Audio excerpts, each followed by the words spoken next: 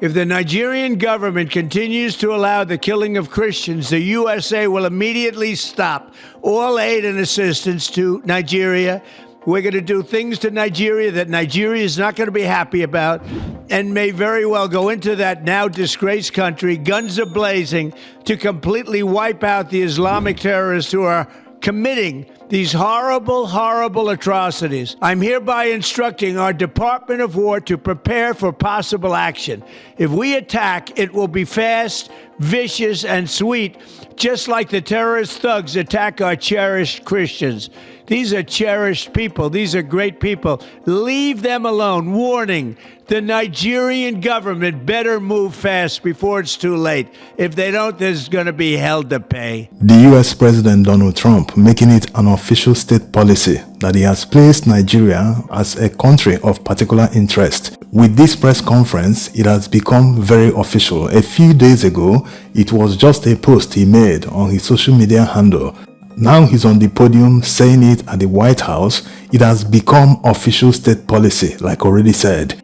And imagine the wide coverage this received. Once the US president is speaking, the major news media in the world always cover him, from CNN, Sky News, BBC, Al Jazeera, name them. Around the world, people have seen this.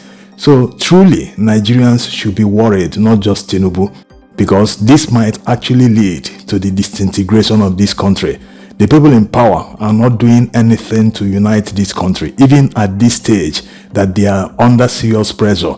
Aides at the presidency are still poking and mocking the opposition. Can you imagine? People that should be working assiduously to make sure Nigerians are united, or do all they can to make sure that fight to the terrorists that should have started more than 10 years ago, that they do all they can to get everything under control. But they still have time. They think this is a joke. They think anyone can stop the United States from invading any country. That's if they are going to invade. So these are the issues. The people in power should not be there if Nigeria is a working country. That's the reality. These people don't merit that position. Is it diplomacy? Is it the actual competence of doing the job? They can't do any one. In fact, if you want to rate them, you might not be able to rate them even 1 from 1 to 10. That's how far they have failed. And to those doubting the disintegration of this country, if the United States invades this country to fight the terrorists, how do they maintain the peace? Because obviously, the people they came to save will demand from them, please, find a way to remove us from this country so that this can be stopped permanently. Yes, there's a very high chance it will happen. How else are they going to maintain the peace going forward? Or are they going to stay in the Middle Belt permanently? No, they wouldn't even want to do that. Their citizens wouldn't even support that.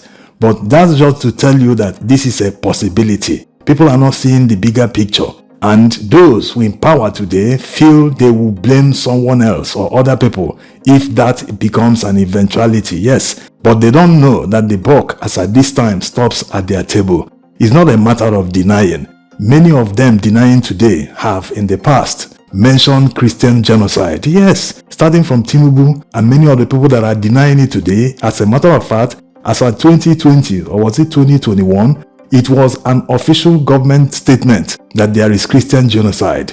They were all giving reasons why Boko Haram was attacking Christian communities in southern Borno, and in some of these northern states, they have Christians in minority. That's understandable. In states like Gombe, Borno State, there are up to 20 or even 30% of Christians living in these states. But all these states, from Borno up to Kebbi State, they have all introduced Sharia law. So how do they justify introducing Sharia law when they know that they are not 100% Muslims? Why is there this domineering mentality? Yes. So does it mean that if someone, an indigene of a state, finds himself in a state where the Muslims are in the majority, he will be forced to live under Sharia law, or he will be forced to abandon his state of origin to go and live elsewhere so that he will not be affected by a law that he does not believe in? This is why they must respect our secularity. Nigeria is supposed to be a secular country, but some people feel they can do anything, dominate anyone, impose their will, impose their beliefs on anyone that is by force to be under them. This is what is causing division in the country. We have failed all the time to address this. Even Nigerian leaders, they run away or they pretend as if these don't happen. For instance, if a religious mob attacks and assaults and maybe eventually killing someone because of alleged blasphemy, the government is supposed to step in because a serious crime was committed. They never do this. And if they start doing it, they will be sending a message to the mob, hey, we won't tolerate this going forward. And anytime it happens, people are rounded up and arrested and jailed, it will stop. Fighting crime is about sending a message to the criminals, telling them that, hey, we won't tolerate this. We will not stand by and allow this to happen. And it will stop. If there's no reaction after an action, you are encouraging the mob or the criminals to do worse in the future. This is how it works. So the leaders must understand that in order to have an organized society where rule of law is paramount, you must increase that enforcement. Law enforcement must be highest on the priority. If you fail to do that, you are taking Nigeria into a failed state. That's the reality, where anyone can do anything and get away with it. And it keeps going on. They keep deceiving themselves. Say, let's not get involved in religious problems. It will cause problem. It will cause this, it will cause that. No. Enforce the law. That's all the government is supposed to do. Enforce that law. The law does not look at whether you are from this religion, or whether you are from this, or whether you are tall, you are short, you are black or white. No. Enforce the law. And enforcing that law means that no one is allowed to take the life of anyone, no matter what it is.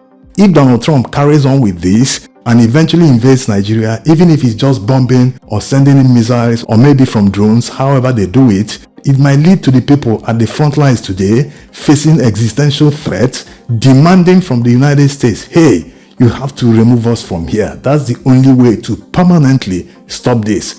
And removing them from here means dividing this country. Let them live alone in their own country where they will arm themselves to the teeth, of course, backed by the US. Even the US at that time might now have a base to protect them, and it will stop because the language these people understand is force. Once you step in with force, they will respect themselves. They will all disappear. Something the Nigerian government has failed to do the past decade. Despite all the corruption, all the billions of dollars they've spent on insecurity to stop it, to tackle all terrorism, everything, it has continued to fester. Corrupt politicians are benefiting from this. That's why they don't want to tackle the issue. And instead of now that it has gone global, instead of them to tone down the rhetoric and do the job for which they are paid, and make sure they comb everywhere in Nigeria, spread out the entire military assets. Use that to make sure you get this under control. But they are not doing anything. As a matter of fact, since Donald Trump made that tweet, about 20 or 30 people have been killed from Benue to Plateau. The news is there online, but like you know, Nigerian local media, they don't publish it because they are in the pockets of the government. Now, to show you how fast things are escalating, the Africa Command of the US military, immediately after Donald Trump made this speech at the White House, they drew up plans on how to invade Nigeria. The first plan is to station an aircraft carrier in the Gulf of Guinea, where they will fly fighter jets into the north. The second one is to use military drones, where they will use the military drones to take them out. Most of these drones can loiter for several days in the air, monitoring, obtaining intelligence before striking. The third one is to collaborate with Nigerian military, where they will have boots on the ground, and they will collaborate with them to make sure they will bring this under control. That's taking the fight to them, not in the defensive manner the Nigerian military always fights. No, it will be very offensive. That's keeping them on the run. If you've been listening, we've been saying this always. It doesn't make any sense that they don't give a chase. The people you know that they are terrorizing your people. That's if your hands are clean, because it's very obvious that they are complicit. If they know that they are not complicit, why not make it an offensive operation? Yes, start looking for them wherever they are. Even if they are embedded inside communities, go in there with foot soldiers. Give them all the support, air support, everything they need. And they will mop up and clear everywhere. Even when they are called, they never answer. Yes, can you imagine? It is only in Nigeria you see people protesting for the military to be withdrawn in their communities. Yes. Why do they do that? It's simply because they see them as the terrorists. They see them as aiding them. When they call for their help, they never come, and people will invade their communities and do whatever they like. And now that Donald Trump has made this an official policy, many US lawmakers are already backing him. As you can see here, many of them have signed up for the law. The bill that Senator Ted Cruz and others are working on, many of them have signed up for that. That means it's going to pass easily in Congress. And once the bill passes, sanctions will start flying left, right, and center. They will target many Nigerian politicians who are actively supporting this terrorism or enabling the terrorism, including Rabiu Kwankwaso, who a US lawmaker slammed for introducing Sharia law in Kano State in the year 2000 when he was the governor. And to show you how they see Nigerian military, one US senator said that invading Nigeria would be a piece of cake. Yes, that's literally what he meant when he tried to make the comparison that invading Nigeria wouldn't be like invading Iran or some other countries. So effectively saying that it would be a piece of cake. But you're in the Armed Services Committee. Would you support U.S. troops going into Nigeria? You bet I would. 62,000 Christians killed in Nigeria, 100,000 killed in Africa, 18,000 churches burned. Now, there's a lot of evidence there, and that's probably an underestimate, John, but we cannot allow this to happen to people that can't defend themselves. It's just absolutely insane.